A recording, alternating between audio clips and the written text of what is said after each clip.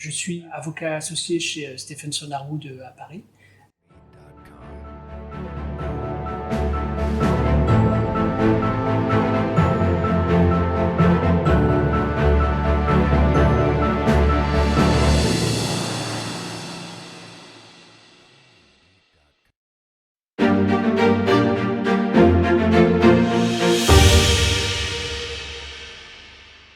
Le premier que je citerai, c'est le risque de la lutte anticorruption.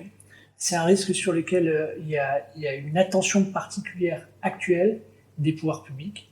Et on voit que les risques, les enjeux financiers sont colossaux et qu'au-delà, ça impacte aussi l'image de l'entreprise. Bien sûr, la loi Sapin en France a conduit à une amélioration de la situation et à une réappropriation par les autorités françaises de ce risque juridique. Mais l'enjeu est crucial pour les entreprises et ce que l'on constate, c'est que ça concernait, et ça concerne au premier chef les plus grandes entreprises, mais que moi je pense qu'il va y avoir un effet de ruissellement, de sorte que de plus en plus d'entreprises seront concernées. Le deuxième risque que je vois, c'est celui qui est autour de la data, de manière générale, qui est appréhendé aujourd'hui principalement sous l'angle RGPD. Les règles aujourd'hui applicables sont installées depuis un petit moment, et que ce qu'on a constaté au départ, c'est que il y avait une volonté, il y avait une approche relativement pédagogique des autorités, et notamment de la CNIL, même si elle a prononcé certaines amendes, mais certaines amendes parfois importantes, elle n'est pas encore allée, je dirais, tirer les amendes pour se rapprocher du maximum légal qu'elle peut imposer, qui est de 4% du chiffre d'affaires. Et on constate par ailleurs que certaines autorités étrangères, et notamment en Irlande, ont prononcé des amendes beaucoup plus importantes, et qu'il ne serait pas étonnant, compte tenu aussi de la sensibilité du sujet de la data, que ce risque conduise à des amendes encore plus élevées pour les entreprises. Et le troisième risque, c'est le risque des ententes, en particulier dans le contexte post-Covid. En période de crise, on est parfois un peu moins regardant sur le respect des règles de droit de la concurrence et d'autres règles. Et aujourd'hui que la poussière est en train un peu de redescendre et qu'on revient dans une situation un peu plus normale, je pense que beaucoup d'entreprises aujourd'hui sont en train de jeter un regard nouveau sur ce qui a pu se passer au plus fort de la crise, avec des échanges qui auraient pu être évités, en tout cas qui peuvent être considérés comme non conformes. Comme les entreprises ont à disposition des outils de dénonciation, je pense que l'on constate qu'il y a une recrudescence du nombre de clémences.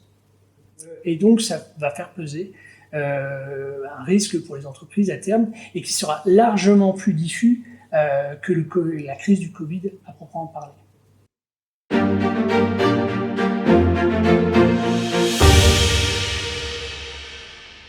Le premier élément qu'il ne faut pas oublier, c'est la nature des faits et de même que le niveau d'implication de l'entreprise dans les faits qui sont reprochés. Et c'est toujours en fonction de ces éléments-là qu'on va déterminer une stratégie et que les cabinets d'avocats vont designer avec les juristes d'entreprise et parfois la direction générale la solution la plus appropriée.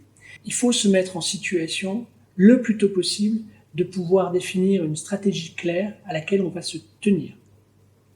Et pour cela, les avocats sont de plus en plus aidés par les outils de technologie moderne qui permettent, lorsqu'ils sont bien maîtrisés, de parvenir à un diagnostic relativement fin de la situation qui permettra le plus tôt possible et de la manière la plus franche et engagée possible de déterminer la principale orientation d'un dossier, c'est-à-dire à choisir entre la contestation, qui doit être univoque et franche si c'est la voie que l'on choisit, de la coopération, et qui doit être de la même manière la plus intégrale si c'est le choix que l'on opère. Et ce qui est en fait très néfaste pour les entreprises, c'est d'abord, dans un premier temps, de ne pas choisir. Et donc ça vous amène parfois à avoir des positions qui sont perçues comme un peu incohérentes par les autorités. Et dans le pire des cas, d'opérer pour un choix sur lequel on va revenir en cours de procédure, ce qui est dramatique pour les entreprises.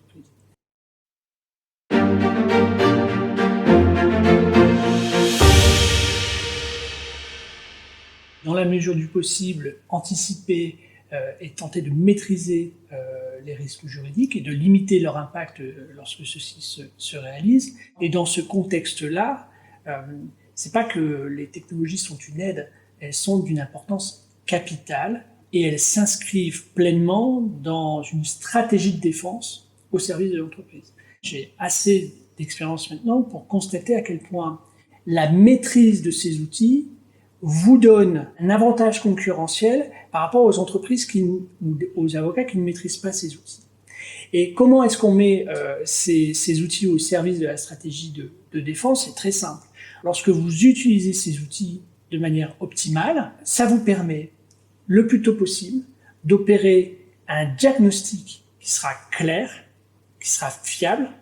Moi, j'ai des exemples très concrets dans un passé assez récent, de situations dans lesquelles une autorité arrivait avec une accusation importante, de limite globale, et où en réalité l'usage optimal des outils d'investigation et de e-discovery nous ont permis dès le départ d'arriver avec un discours solide et argumenté auprès des autorités, et de leur expliquer, alors certes, en l'occurrence, il y avait un problème, mais beaucoup plus réduit, et d'amener l'autorité à réduire le périmètre de son accusation. C'est là la valeur ajoutée combinée des avocats, des juristes, qui eux sont des relais essentiels, notamment dans le cadre des interviews, pour avoir des informations qui vont venir colorer les éléments qu'on aura pu rassembler pour optimiser nos argumentaires.